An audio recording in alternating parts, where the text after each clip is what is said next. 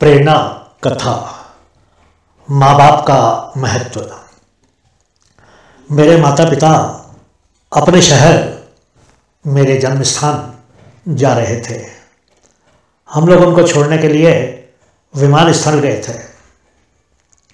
वास्तव में मेरे पिताजी ने कभी भी हवाई जहाज़ से सफ़र नहीं किया था, इसलिए मैंने उस मौके का लाभ उठाकर उनको जहाज़ से यात्रा करने के लिए उनके टिकट बुक करवा दिए थे। माँ और पिताजी तो रेल से ही जाने की जिद कर रहे थे, परंतु मैंने उनकी एक नहीं सुनी और उनको जहाज़ से ही अपने शहर भेजा। उस दिन जब मैंने अपने पिताजी के हाथ में हवाई जहाज़ के 2 टिकट दिए तो वो हैरान हो गए थे। हालांकि वो कहते रहे थे कि उनको रेल से जाना ही अच्छा लगता था, पर मैंने उनके चेहरे पर खुशी देख ली थी। वो खुशी खुशी यात्रा के प्रारंभ की प्रतीक्षा करने लगे थे। यात्रा की सुबह तो पिताजी इस तरह व्यवहार कर रहे थे जैसे कोई बच्चा नए स्कूल जाने के लिए तैयारी करता है। हम सभी उस दिन एयरपोर्ट गए। हमने उनका सामान ट्रॉलियों पर रखा और कुछ सामान उनके हाथ में ही दे दिया। मैंने अनुरोध करके उनके लिए खिड़की के पास वाली सीट ले ली। हम सभी सुरक्षा जांच की प्रतीक्षा कर रहे थे। पिताजी के चेहरे पर खुशी साफ झलक रही थी। पिताजी को इतना खुश देखकर मैं भी बहुत भावुक हो गया था। सुरक्षा दरवाजे से अंदर जाने से पहले मेरे माता और पिता मेरे पास आए। पिताजी ने मुझे गले से लगाकर धन्यवाद कहा। वो बहुत ही भावुक हो गए थे। उनको शायद ऐसा लग रहा था जैसे मैंने कुछ महान कर दिया था। जहाज से यात्रा करना उनके लिए उस समय बहुत बड़ी बात थी। मैंने उनको कहा कि मुझे धन्यवाद कहने की ज़रूरत नहीं थी। बाद में अकेले में सोचते हुए मुझे आश्चर्य होने लगा कि मेरे माता और पिताजी ने मेरे बचपन और मेरे लड़कपन में मेरे कितने सपने साकार कर दिए थे। उनकी आर्थिक स्थिति को न समझते हुए हम कभी क्रिकेट के बैट, खिलौने, कपड़े और कभी फिल्में देखने के लिए पैसों की जिद किया करते थे। हम तो ये भी नहीं सोचते थे कि क्या हमारे माता पिता उस समय उतने पैसे खर्च करने की स्थिति में थे या नहीं। उन्होंने हमारी सभी इच्छाएं पूरी की थी। मैं सोचने लगा कि क्या हमने कभी भी सोचा था कि हमारे माता पिता ने हमारे लिए कितने बलिदान दिए थे। क्या हमने कभी उनको धन्यवाद कहा था। आज हमारे अपने बच्चे हैं, हम उनको अच्छे स्कूलों में भेजते हैं, उनके लिए महंगी से महंगी चीज़ें खरीदते हैं, उनको घुमाने फिराने पर हज़ारों रुपए हर महीने खर्च कर देते हैं। लेकिन हम ज़्यादातर ये भूल जाते हैं कि हमको खुश देखने के लिए हमारे माता पिता ने कितने बलिदान दिए होंगे। उस दिन माता पिताजी को जहाज़ में बिठाने के बाद मैंने संकल्प किया कि मैं उनके वो सभी सपने पूरे करूंगा जो शायद उन्होंने कभी देखे थे। अगले ही दिन मैंने भी अपने जन्म स्थान जाने का निर्णय लिया। मुझे पीछे पीछे घर आया देखकर मेरे मम्मी पापा हैरान हो गए। अरे तुम कैसे आ गए, कुछ खास बात है क्या। मैंने मम्मी पापा के चरण छूकर कहा, नहीं कुछ बात नहीं है। अब आप लोग यहाँ नहीं रहेंगे, अब आप लोग हमारे साथ हमारे ही शहर में रहेंगे। अगले महीने हम घूमने के लिए कश्मीर जा रहे हैं और आप दोनों भी हमारे साथ ही जाएंगे। पिताजी की आंखों में आंसू आ गए। बेटा हम यहीं ठीक है, पेंशन के काफ़ी पैसे आ जाते हैं, घर अपना है, 3 दुकानों का किराया भी आ जाता है, किसी चीज़ की कमी नहीं है बेटा, तुम लोग घुमाओ। मैंने हाथ जोड़कर कहा, पिताजी मुझे माफ़ कर दीजिए। 12 साल हो गए हैं मेरी शादी को और इन 12 सालों में मैं सिर्फ 3 बार यहाँ अपने घर आया हूँ। मुझसे गलती होगी पिताजी। नहीं, अब हम सब साथ साथ रहेंगे, एक शर्त पर, पिताजी ने मुस्कुराकर कहा। पहले तुम अपने बच्चों और बीवी के साथ 1 हफ्ता यहाँ आकर रहो और अपने बच्चों को भी अपना जन्म स्थान दिखाओ। जी जरूर जरूर पिताजी, अब हम लोग भी छुट्टियों में आपके साथ ही यहाँ आया करेंगे। चलिए अब आप फिर से तैयारी कर लीजिए, हम लोग वापस जा रहे हैं। बेटा अभी नहीं, मैं यहाँ किराए का हिसाब करके अगले महीने तुम्हारी माँ के साथ आ जाऊँगा। मैंने आगे बढ़कर पिताजी को गले से लगा लिया। पिताजी ने धीमे से कहा, काश सभी के बेटे तुम्हारी तरह होते। मैं खुशी से रोने लगा। मुझे बहुत गर्व महसूस होने लगा, पर साथ ही साथ मुझे ग्लानि भी थी कि 12 वर्षों के बाद हम लोग माँ और पिताजी के साथ रहने जा रहे थे। मित्रों, माँ बाप की खूब सेवा कीजिए, अपने बचपन को ध्यान से याद कीजिए और उन सब चीज़ों के बारे में सोचिए जो आपके माँ और पिताजी ने उस समय आपके लिए खरीदी थी। जैसे जैसे आप अपने बचपन की यादों में डूबेंगे, आप पाएंगे कि जितना आपके माँ बाप ने आपके लिए किया है उसका एक अंश भी आपने उनके लिए नहीं किया है।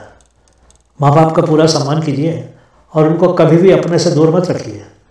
उनके आशीर्वादों से आपके जीवन में खुशियाँ ही खुशियाँ भर जाएंगी। बहुत बहुत धन्यवाद।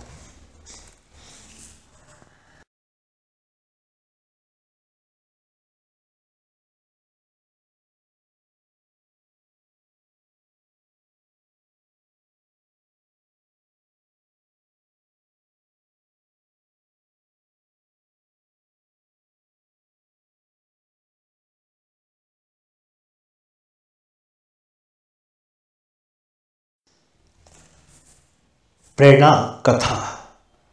बच्चे के लिए दूध। एक बार एक स्त्री अपने परिवार के साथ घूमने के लिए एक पर्यटक स्थल पर गई हुई थी। वो लोग एक 3 सितारा होटल में ठहरे हुए थे। उस स्त्री का एक 7 महीने का भी बच्चा था। उसके पति उनके 10 वर्ष के बेटे और 7 वर्ष की बेटी के साथ होटल की लॉबी में बैठे कुछ खा रहे थे। स्त्री को अपने छोटे बेटे के लिए दूध की ज़रूरत थी। उसने काउंटर पर जाकर होटल के मैनेजर से पूछा, क्या मुझे आपके होटल में अपने बेटे के लिए दूध मिल सकता है? मैनेजर ने कहा, जी मिल जाएगा दूध आपको, लेकिन 1 बोतल दूध के लिए आपको 100 रुपये देने होंगे। उस स्त्री ने कहा, कोई बात नहीं, 1 बोतल दूध मंगवा दीजिए। अगले दिन जब वो लोग पिकनिक के बाद होटल से अपने घर की तरफ जा रहे थे, रास्ते में बच्चे को फिर से भूख लग गई। उसको दूध पिलाना जरूरी था। पति ने कार सड़क के किनारे एक छोटी सी चाय की दुकान पर रोक दी। स्त्री ने चाय की दुकान के मालिक से कहा, क्या मुझे मेरे बेटे के लिए 1 बोतल दूध मिल जाएगा?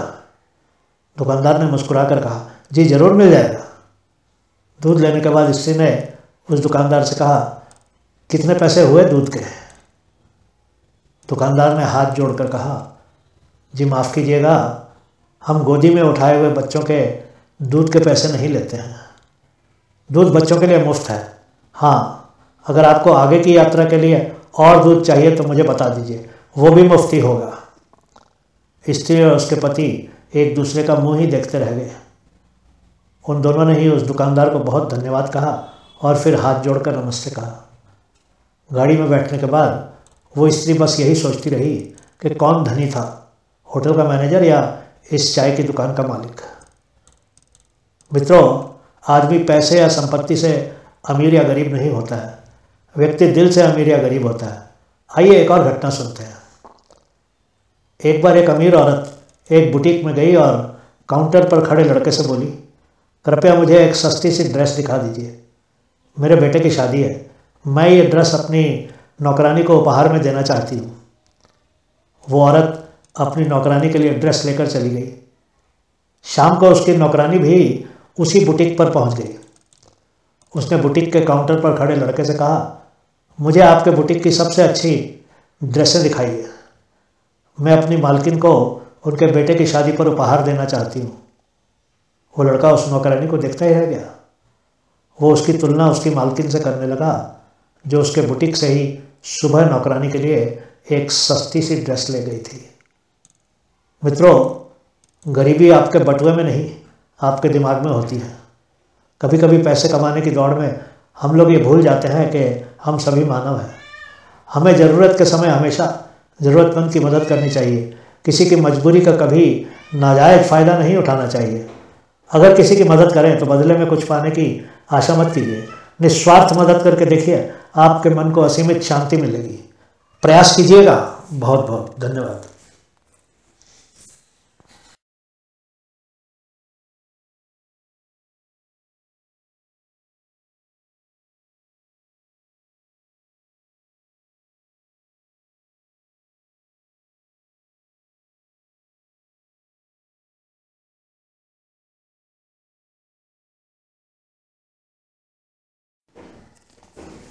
प्रेरणा कथा। जापानी सलाहकार। कुछ दिन पहले ताज ग्रुप ऑफ होटल्स ने अपने कर्मचारियों को कुछ सिखाने के लिए एक कार्यशाला का आयोजन किया। उस कार्यशाला में संबोधन करने के लिए उन्होंने जापान से एक सलाहकार मिस्टर मसाई इमाई जी को बुलाया था। होटल के कर्मचारियों को शंका थी कि वो जापानी सलाहकार उनको क्या सिखाएंगे, क्योंकि होटल बहुत ही फ़ायदे में चल रहा था और हमेशा ही मेहमानों से भरा रहता था। उनमें से कोई भी आश्वस्त नहीं था, क्योंकि वो पहले से ही ये तय कर चुके थे कि उनको कोई भी कुछ नहीं सिखा सकता था और वो सब कुछ जानते थे। लेकिन निर्धारित दिन सभी कर्मचारी सुबह के 9 बजे होटल के सभागृह में एकत्रित हो गए। ये प्रबंधक समिति का आदेश था। मिस्टर मसाई का सबसे परिचय कराया गया। वो एक साधारण से दिखने वाले व्यक्ति थे और उनको अंग्रेजी भी ठीक से बोलनी नहीं आती थी। उनको बोलते हुए देखकर ऐसा लगता था कि वो पहले मन में जापानी भाषा में वाक्य तैयार करते थे, फिर अंग्रेजी में बोलते थे। उन्होंने मंच पर पहुंचकर सभी को गुड मॉर्निंग कहा और फिर कुछ देर तक टूटी फूटी अंग्रेजी में कुछ बातें कही। कुछ देर बाद उन्होंने कहा, चलो अब काम शुरू करते हैं। उन्होंने कहा, मुझे कहा गया था कि ये एक कार्यशाला होगी, पर यहाँ ना ही कार्य है और ना ही कोई शाला है। सभी लोग हंसने लगे। मिस्टर मसाई ने कहा, चलिए हम होटल के पहले कमरे से ही शुरू करते हैं। पहला कमरा प्रथम मंजिल पर ही था। मिस्टर मसाई आगे आगे थे और होटल के सभी उच्च अधिकारी, मैनेजर, फ्लोर मैनेजर और अन्य कर्मचारी पीछे पीछे चलने लगे। कुछ लोग वीडियो कैमरे लिए पूरे कार्यक्रम की फिल्म बना रहे थे। सभी लोग प्रथम मंजिल के पहले कमरे में पहुंच गए। वो एक लॉन्ड्री रूम था, ऐसा कमरा जहां होटल की गंदी चादरें, तकिए के खोल और अन्य कपड़े धोए जाते थे। मिस्टर मसाई ने उस कमरे की खिड़की के पास खड़े होकर खिड़की से बाहर देखकर कहा, कितना सुंदर दृश्य है। कर्मचारियों को तो पहले ही मालूम था कि खिड़की से बाहर का सुंदर दृश्य दिखता था। उनको हैरानी हुई कि उनको ये बताने के लिए जापान से एक सलाहकार बुलाया गया था। सभी लोग मन ही मन मुस्कुराने लगे, जैसे उस सलाहकार का मजाक उड़ा रहे हों। तभी मिस्टर मसाई ने कहा, इतने सुंदर दृश्य दिखाने वाले कमरे को लॉन्ड्री रूम बनाकर व्यर्थ किया जा रहा है। इस लॉन्ड्री को होटल के नीचे के तहखाने के किसी के कमरे में भेज दीजिए और इस कमरे को एक और गेस्ट रूम में बदल दीजिए। होटल में अतिथियों के लिए एक और कमरा बढ़ जाएगा और कमाई होने लगेगी। सभी कर्मचारी एक दूसरे का मुंह देखने लगे, क्योंकि किसी ने भी पहले कभी ऐसा सोचा ही नहीं था। मैनेजर ने तुरंत ही आगे आकर कहा, जी ये तो बहुत अच्छी सलाह है, ये हो जाएगा, मैं ये लिख कर रख लेता हूँ।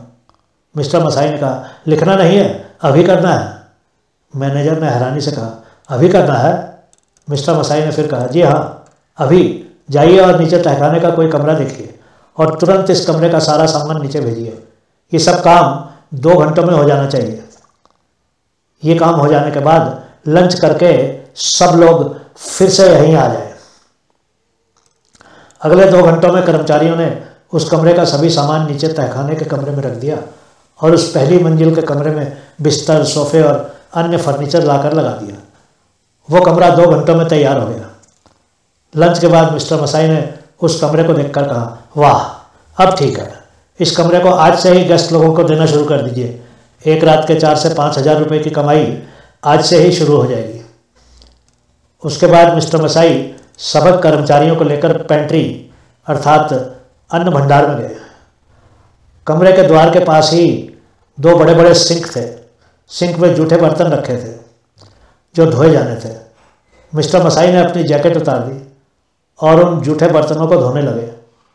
मैनेजर ने कहा, सर आप ये क्या कर रहे हैं? मिस्टर मसाई ने कहा, क्यों, मैं बर्तन धो रहा हूँ। लेकिन सर ये काम करने वाले लोग हैं, वो लोग कर देंगे, मैनेजर ने कहा। मिस्टर मसाई ने कहा, ये सिंक बर्तन धोने के लिए होते हैं, जूठे बर्तन रखने के लिए नहीं। धुले हुए बर्तनों के लिए वो वहाँ पर स्टैंड है। अब ये धुले बर्तन उन स्टैंडों पर रखने चाहिए। सभी उच्च कर्मचारी हैरान हुए कि उनको ये बताने के लिए भी एक सलाहकार की जरूरत थी। मिस्टर मसाई ने सभी बर्तन धोने के बाद कहा, आपके पास कितनी प्लेटें हैं? मैनेजर ने कहा, हमारे पास बहुत सी प्लेटें हैं, कभी भी प्लेटों की कमी नहीं होनी चाहिए। मिस्टर मसाई ने कहा, हमारी जापानी भाषा में एक शब्द है मुदा, जिसका मतलब होता है अनावश्यक पैसे खर्च करना। दूसरा अर्थ होता है देरी करना। हमको अन्न भंडार में दोनों से ही बचना चाहिए। अगर आपके पास बहुत ज़्यादा प्लेट हैं तो उनको धोने में हमेशा ही देरी होगी। सबसे पहले ये अतिरिक्त प्लेटें यहाँ से हटा दीजिए। मैनेजर ने कहा, जी मैं ये भी डायरी में नोट कर लेता हूँ। मिस्टर मसाई ने कहा, नहीं लिखना नहीं है, अभी करना है। सभी लोग मिलकर ये अनावश्यक प्लेटें बक्सों में रखेंगे और किसी अन्य स्थान पर रख देंगे। अब हम होटल के और भागों में भी देखेंगे कि कहाँ कहाँ अनावश्यक चीज़ें हैं, उन सबको हटाना होगा। इसी तरह मिस्टर मसाई ने शाम तक होटल के अलग अलग स्थानों पर जाकर बहुत सी छोटी छोटी ऐसी चीज़ें हटवा दी जिनसे प्रतिदिन बहुत से पैसों की बचत होने वाली थी। साथ ही साथ होटल और भी साफ सुथरा दिखने लगा। शाम को मिस्टर मसाई ने एक कहानी सुनाई। एक बार एक जापानी और एक अमेरिकन जंगल में मिले। दोनों ही शिकार के शौकीन थे। वो दोनों चलते चलते घने जंगल में पहुंच गए। अचानक उन्होंने देखा कि उनकी गोलियां समाप्त हो गई थी। अचानक उन्होंने एक शेर की दहाड़ सुनी। दोनों ही जान बचाकर भागने लगे, परंतु कुछ दूरी के बाद जापानी ने रुककर अपने शिकार के भारी जूते निकालकर स्पोर्ट्स वाले जूते पहन लिए और फिर से दौड़ने लगा। अमेरिकन चिल्लाकर कह रहा था, रास्ते में जूते क्यों बदल रहे हो? पहले हमको कार तक तो पहुंचना चाहिए। जापानी ने जवाब दिया, नहीं, मैं ये पक्का करना चाहता हूँ कि मैं तुमसे आगे ही रहूँ, इसलिए मैंने स्पोर्ट्स शूज़ पहन लिए हैं। अचानक कर्मचारियों को वो कहानी समझ आ गई, क्योंकि शेर पहले पीछे वाले को ही पकड़ेगा और फिर उसको खाने के लिए रुक जाएगा। वो सभी हैरानी से मिस्टर मसाई को देखने लगे। मिस्टर मसाई ने कहा, आज की व्यावसायिक दुनिया में प्रतिस्पर्धा इतनी अधिक है कि औरों से आगे रहना जरूरी हो गया है, चाहे 2 कदम ही क्यों ना हो। आपका देश तो इतना बड़ा है और आपके पास स्रोत भी ज़्यादा है। सबका लाभ उठाना ही होगा। सबसे पहले अपने उत्पादन के खर्च को घटाना होगा और सबसे अच्छे गुण स्तर को कायम करना होगा। आप लोग अगर छोटी छोटी बातों पर ध्यान देंगे तो आप विश्व के अन्य देशों से मीलों आगे निकल जाएंगे। सभी कर्मचारी खड़े होकर तालियां बजाने लगे। अब उनको समझ आ गया था कि उनको उस जापानी सलाहकार की क्यों ज़रूरत थी। उसने छोटी छोटी चीज़ों से पैसे बनाना बता दिया था। वो ये भी समझ गए थे कि कभी भी खुद को सर्वज्ञाता नहीं मान लेना चाहिए। बहुत बहुत धन्यवाद।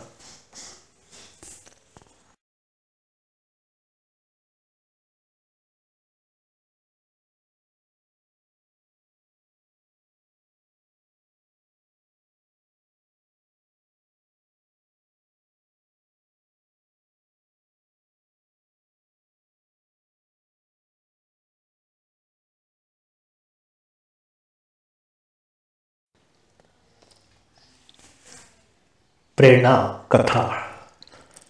बेचारा बाप। पत्नी की मृत्यु के बाद वो बहुत अकेला था, परंतु उसका बेटा ही उसकी खुशी का एकमात्र सहारा था। उसने अपने बेटे को जीवन की वो सभी खुशियां दी थी जो एक बेटा चाहता है। उसको बहुत अच्छे स्कूल और कॉलेज में पढ़ाया था। उसको नए नए फ़ोन, कंप्यूटर, कार इत्यादि सभी कुछ खरीद कर दिया था। बेटे को कॉलेज के बाद एक बहुत अच्छी नौकरी भी मिल गई थी। बाप अब सोचने लगा कि उसका जवान बेटा उसके बुढ़ापे में उसका खूब ध्यान रखेगा। बेटे ने अपनी पसंद की लड़की से शादी कर ली और उसको अपने बाप के घर में ले आया। बाप ने दोनों को आशीर्वाद दिया। तीनों लोग खुशी खुशी बाप के बड़े से घर में रहने लगे। एक दिन बाप अपने बेटे और बहू के कमरे में के बाहर खड़ा था। अचानक उसके कानों तक उनका वार्तालाप पहुंचा। बेटे ने कहा, मेरे डैडी से तुमको क्या समस्या है? पत्नी ने कहा, आप तो घर में होते नहीं हैं, मुझे ही उनकी सेवा करनी पड़ती है। मेरे दोस्त और सहेलियां भी मेरे घर में आना चाहते हैं। तो क्या हुआ, बुला लिया करो अपनी सहेलियों को और दोस्तों को। डैडी तो कुछ नहीं कहते तुमको, पर वो बीच बीच में कुछ ना कुछ मांगते रहते हैं। मुझे अपना घर भी अपना सा नहीं लगता है। अब उनके साथ मैं इस घर में नहीं रह सकती हूँ। तो फिर क्या करें, तुम ही कोई सलाह दो। ऐसा करो, उनको वृद्धाश्रम में या ओल्ड एज होम में छोड़ाओ। तुम उनके रहने खाने के पैसे महीने महीने दे दिया करना, वो वहाँ आराम से रहेंगे। अपनी पत्नी के सामने बेटा झुक गया और कुछ दिनों बाद वो अपने बूढ़े पिता को अपनी कार में बिठाकर एक ओल्ड एज होम की तरफ जा रहा था। उस ओल्ड एज होम को एक ईसाई पादरी चलाते थे। बेटे ने वहाँ पहुंचकर रिसेप्शन पर पूछताछ की। उनके पास कमरे में टेलीविज़न, एयर कंडीशनर इत्यादि रखने के भी विकल्प थे। लड़के के पिताजी ने कहा, मुझे ना तो टेलीविज़न और ना ही एयर कंडीशनर ही चाहिए, मुझे बस रहने की जगह मिल जाए, यही बहुत है। बेटे ने कार में से अपने पिता का सामान लाकर उनके कमरे में रख दिया। तभी उसकी पत्नी का फ़ोन आया। ओल्ड एज होम वालों को बोल देना कि उनको त्योहारों में भी वहीं रखेंगे, हमारी पार्टियों में मैं तुम्हारे पिताजी की उपस्थिति नहीं चाहती हूँ। बेटे ने फ़ोन बंद कर दिया और सामान रखकर कमरे से बाहर आ गया। उसने देखा कि उसके पिताजी उस ओल्ड एज होम के संचालक ईसाई पादरी से बात कर रहे थे। बेटे को देखकर पिता ने बोलना बंद कर दिया और चुपचाप अपने कमरे की तरफ चल दिए। बेटे को हैरानी हुई क्योंकि वो ईसाई पादरी उसके पिता को जानते थे। उसने पादरी जी से पूछा कि आप अभी अभी आए उन वृद्ध को जानते हैं? पादरी ने मुस्कुराकर कहा, हाँ, बहुत अच्छी तरह जानता हूँ। आज से 30 साल पहले वो मेरी चर्च में आए थे और एक अनाथ बच्चे को गोद ले गए थे। उन्होंने उस बच्चे को अपना बेटा बना लिया था। पादरी की बातें सुनकर बेटा तो दंग रह गया। उसका मुंह खुला का खुला रह गया। उसकी आंखों से आंसू गिरने लगे। कुछ देर के बाद वो मुड़कर उस ओल्ड एज होम में अपने पिताजी के कमरे की तरफ जा रहा था।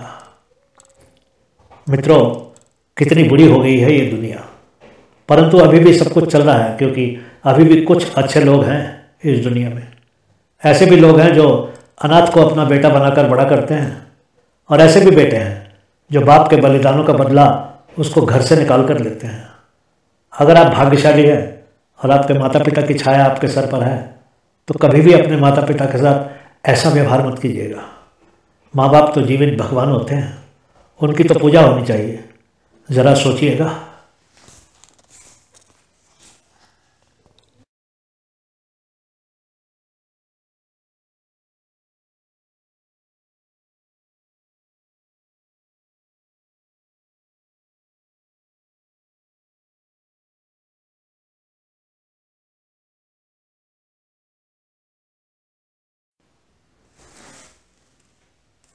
प्रेरणा कथा। शरणार्थी। रस्किन ने उत्तेजित स्वर में कहा, भारत इतना भी बुरा देश नहीं है। वो उस समय आइसक्रीम का एक कोन खा रहा था। उसके चेहरे से ज्ञात होता था कि वो अपनी आइसक्रीम का पूरा आनंद ले रहा था। रूही उसको कुछ देर तक देखती रही और फिर उसका ध्यान अपनी हाफ पैंट्स पर बने हुए ज्यामिति के नमूनों की तरफ चला गया। रस्किन ने सर सहमति में हिलाते हुए कहा, नहीं, मेरा मतलब है तुम इतने नीरस तो नहीं हो सकते। तुम इतने लंबे समय के बाद अपनी मातृभूमि जा रही हो। रूही ने अपनी भावना को नियंत्रित करते हुए कहा, मेरी मातृभूमि आयरलैंड है रस्किन, और तुम ये जानते हो। वो हाफ पैनी ब्रिज की तरफ चलने लगी। रस्किन को अब अपनी आइसक्रीम में इतना आनंद नहीं आ रहा था। वो भी रूही के पीछे चल दिया। रस्किन ने कहा, मेरी जान, मेरा वो अर्थ नहीं था। रुको तो सही, मेरी बात तो सुनो। रस्किन ने उसका हाथ पकड़ लिया और वह रुककर मुस्कुराने लगी। सूर्य अस्त होने की कगार पर था। लिफी नदी हमेशा की तरह लाल हो रही थी और रात के स्वागत के लिए तैयार थी। ठंडी हवा के कारण रूही को थोड़ी सी कपकपी महसूस हुई। डबलिन की गलियों में ऐसी हवाएं बहुत ठंडी लगती थी। उसके गाल लाल हो रहे थे। रस्किन जानता था कि उसके गाल लाल होने में सिर्फ मौसम का योगदान नहीं था। रूही अपनी आंखों के आंसुओं को छिपाने का प्रयास कर रही थी। रस्किन की उंगलियां उसकी उंगलियों में उलझी हुई थी। उसको खुशी का आभास हुआ। अचानक रस्किन ने कहा, आओ तुम्हारा मूड ठीक करने के लिए टेम्पल बार चलते हैं और नशीली विस्की पीते हैं। रस्किन की उसको चूमने की इच्छा हो रही थी, परंतु उसने खुद पर नियंत्रण कर लिया। रूही ने हैरान होकर कहा, क्यों? क्या तुम्हारी बाहों में आखिरी सांस बिताने के लिए तुम इस अवसर को मनाना चाहते हो? नहीं रूही, सुनो तो सही, मैं तुमको छोड़ नहीं रहा हूँ। लेकिन तुम अच्छे से जानती हो कि तुम्हारी नानी की तबीयत ठीक नहीं है। वो एक आखिरी बार तुमको देखना चाहती है। शायद उनको तो तुम्हारा चेहरा भी याद नहीं होगा। कितने वर्षों पहले मिली थी तुम उनको? शायद उस समय मैं 5 वर्ष की थी जब मैं अंतिम बार कलकत्ता गई थी, रस्किन ने कहा। कलकत्ता या इंडिया? रूसी ने हैरान होकर कहा। क्या मतलब? रस्किन बंदरगाह के किनारे फुटपाथ की एक कुर्सी पर बैठ गया और उसने अपनी आंखें बंद कर ली। जब भी मैं आंखें बंद करता हूँ मैं देखता हूँ कि शाम ने मेरी मातृभूमि को अपनी जकड़ में ले लिया है। मेरे अपने लोग दिन रात संघर्ष कर रहे हैं सिर्फ जीवित रहने के लिए। काश मैं भी उस युद्ध में शामिल हो सकता, लेकिन मैं जानता हूँ कि मैं ऐसा नहीं कर सकता। मुझे तो ये भी मालूम है, नहीं मालूम कि मेरे दादा दादी जिंदा भी हैं कि नहीं। मृत्यु तो यहाँ कितना आम सा शब्द हो गया है। तुम भाग्यशाली हो, तुम अपनी इच्छा से अपने देश से बाहर आई हो। तुम जानती हो कि हमको शरणार्थी बनकर विदेशी धरती पर आना पड़ता है। मैं अपने शहर को ही नहीं, अपने देश को भी बहुत अधिक मिस करता हूँ। रूही इसकी बातों में छिपे दर्द को समझती थी। लेकिन तुम तो कलकत्ता नहीं गए हो, मेरा मतलब है भारत। वहाँ तो बहुत ही गंदगी है। मैं तो वहाँ का पानी भी नहीं पी सकती। सड़कें इतनी गंदी है, इतनी भीड़ है हर जगह। वो अपनी बात को आगे नहीं कह सकी क्योंकि रस्किन उसकी तरफ नहीं देख रहा था। वो नदी की लहरों को देख रहा था। वो बोला, जब मैं देश कहता हूँ मेरा अर्थ होता है उस देश की सुगंध, उसके स्वाद, उसके रंग और वहाँ की हर एक चीज़। शायद भारत भी बिल्कुल ठीक नहीं है, आयरलैंड भी ऐसा ही है, मेरा देश भी ऐसा ही है। अगर तुम अपनी जड़ों का सम्मान नहीं कर सकते तो तुम इस ब्रह्मांड में अपनी शाखाएं कैसे फैला सकते हो? मुझे बुरा नहीं लगेगा रूही अगर तुम मेरे पास डबलिन आयरलैंड में वापस नहीं आती हो तो, लेकिन अगर तुम कलकत्ता जाने के इस मौके का फ़ायदा नहीं उठाती हो तो मैं भी भाग जाऊंगा। रूही ने रस्किन की बाह को कसकर पकड़ लिया। ओह इंडिया। उस रात वो दोनों खुशी खुशी साथ रहे और खूब बातें करते रहे। दोनों ने 1-2 ड्रिंक पी, एक दूसरे को बाहों में भी लिया और सुबह के पहले प्रकाश तक एक दूसरे के साथ ही रहे। अगली सुबह रूही एमिरेट्स एयरलाइंस के जहाज़ में बैठी कलकत्ता जा रही थी। रस्किन एक आत्मघाती मिशन पर चला गया। उसने अपने व्हाट्सएप से रूही को अंतिम संदेश भेजा। तुम्हारे पास तुम्हारा देश है, वहाँ खुशी खुशी रहो। मैं तो एक शरणार्थी हूँ जिसको दुनिया ने सताया और दबाया है। मैं अपने देश वापस जाने के लिए कितना आतुर था। मेरे लिए प्रार्थना करना ताकि मेरी सभी मनोकामनाएं अगले जीवन में पूरी हो जाए। बहुत सारा प्यार मेरी जान। बस अब अलविदा। रूही का जहाज़ कलकत्ता एयरपोर्ट उतरने वाला था और वो सोच रही थी क्या रस्किन अभी भी जिंदा होगा या फिर सीरिया में आत्मघाती विस्फोट के बाद टुकड़े टुकड़े होकर मिट्टी में मिल गया होगा। कितनी अजीब थी रूही की प्रेम कहानी, जो किसी को सुना भी तो नहीं सकती थी। बहुत बहुत धन्यवाद।